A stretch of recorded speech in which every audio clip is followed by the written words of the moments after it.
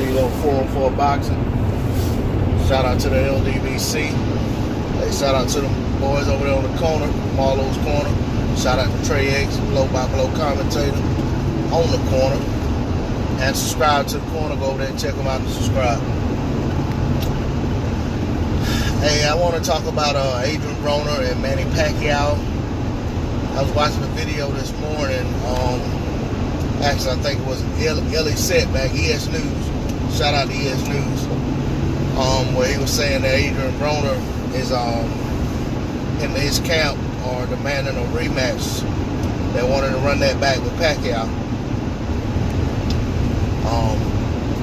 Also reported in the same video that they did over 400,000 pay-per-view buys. So, you know, congratulations to them on their success on that pay-per-view venture. But as for the rematch, as for the fight itself, before I even get into that, as for the fight itself, going into that fight, I was of the opinion that, like a lot of other people, that the only chance Adrian Broner had at winning that fight was if he went out there and truly was offensively active, let his hands go. The one caveat that I always added and stuck with was that he still had to be defensively responsible, meaning that he couldn't go out there and just be all offense, you know, and try to walk Manny down as if he doesn't have to worry about anything coming back. Because as we saw in that fight, Manny Pacquiao hit Broner with a punch that knocked him like halfway across the ring. I know a lot of that has to do with balance, being out of position, off balance when the punch lands.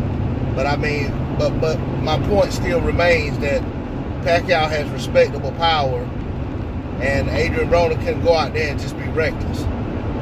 And, you know, we've seen since the Maidana fight that there's been a reluctance for Adrian Broner to get out there and be first.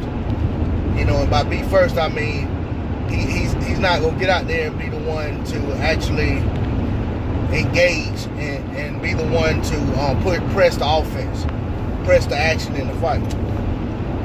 Ever since the Maidana fight, he's been reluctant to let his hands go. He's been more of a counter puncher, and even at that, not a very effective counter puncher. He's effective when he tries to counter, but a lot of times he'll sit there.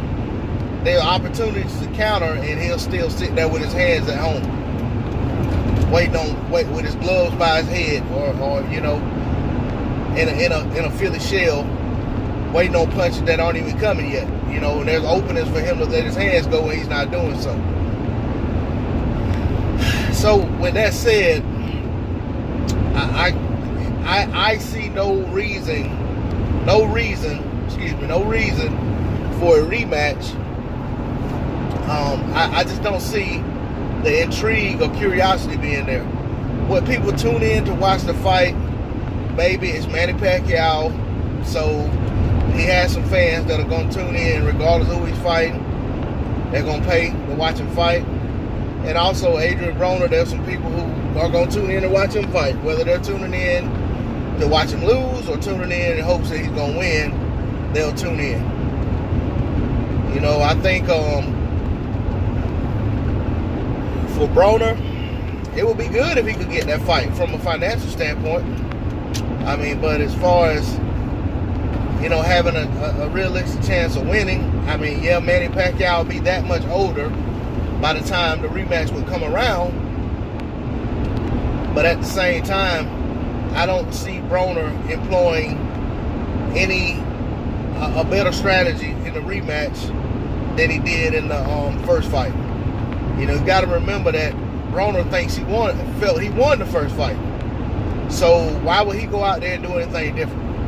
If he feels like he won the first fight, more than likely he's going to go out there and do the same thing. Maybe try to be a little more effective at doing the same thing. But he's going to probably go out there and try to do the same thing in the rematch because he felt like it worked for him. You know, it kept him upright for the whole fight. It,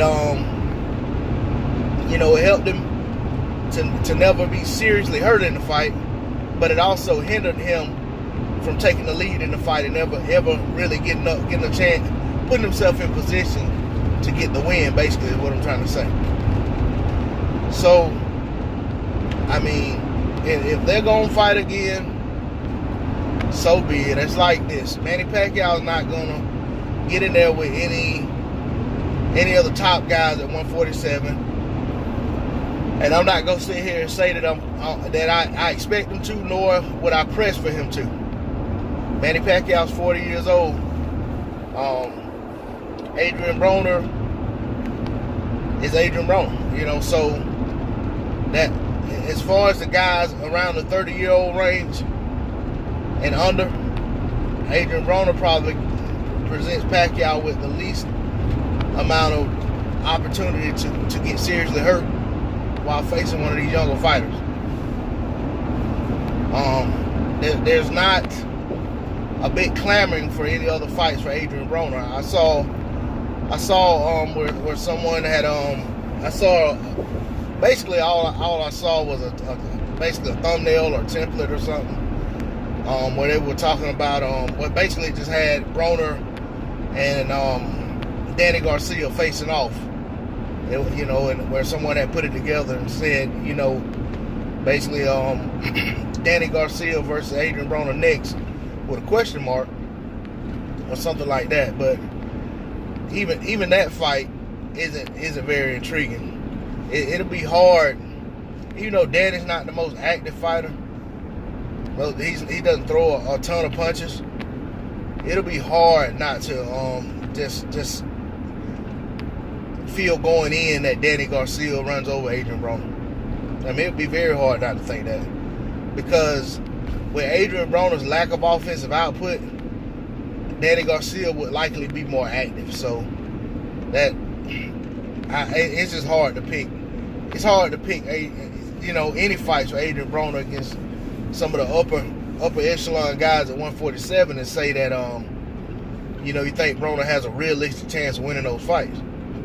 And you know, Broner skipped over 140, and it may be that if he can get down there, maybe he has a better shot at 140, and you know, realistically making some noise.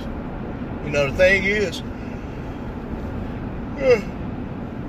excuse me, if Broner drops down to 140 and wins the title, he's 5-division champion. So maybe that means something to him. But I just don't. I don't have any desire to see the rematch. But if they fight a rematch, I'm not mad at them. I'm just not, you know what I'm saying? It's just not for my liking.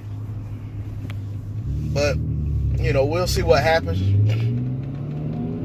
next for both guys. You know, whether Pacquiao goes and actually challenges one of the other guys at 147, one of the guys who actually holds a real title. You know, Keith Thurman has the legitimate version of the title that Manny Pacquiao wears, that WBA belt. So, excuse me, it will make sense for them to clear up that WBA champion confusion.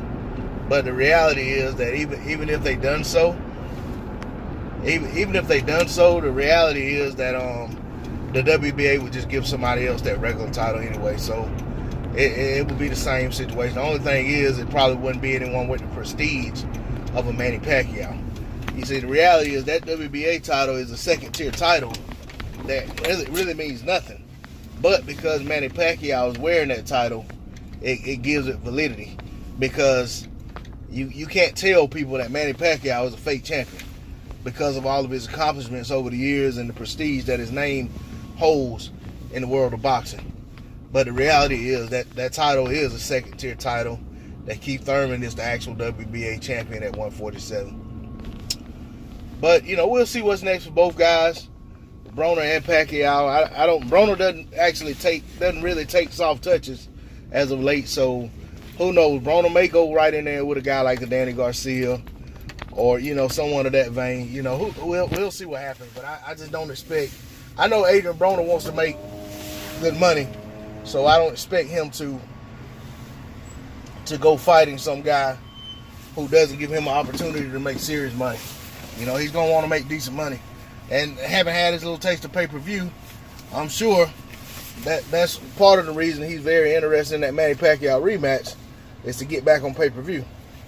Which I can't say I blame him if he has the opportunity to do so, and the fans are gonna tune in and pay to watch the fight. I mean, why wouldn't he? But that's all I got to say on it. Shout out to the LDBC. If you haven't subscribed to the channel, I ask that you please subscribe. I'm out. D-Lo 404 Boxing. Peace.